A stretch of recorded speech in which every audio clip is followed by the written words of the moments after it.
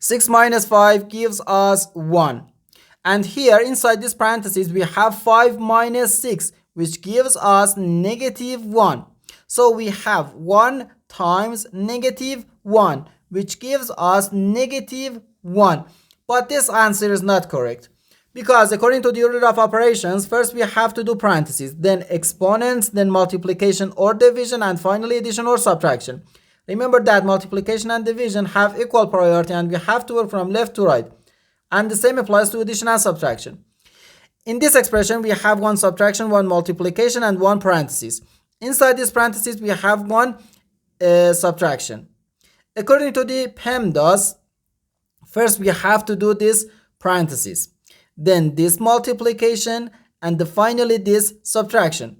If you do this subtraction before this multiplication or this parenthesis, it is wrong.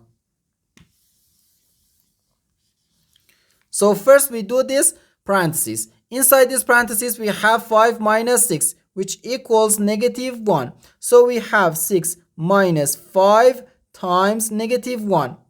No, we have one subtraction and one multiplication. In PEMDAS, multiplication comes before subtraction. So here, first we have to do this multiplication. Negative 5 times negative 1 gives us positive 5. So we have 6 plus 5, which equals 11.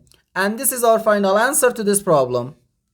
The correct answer is 11.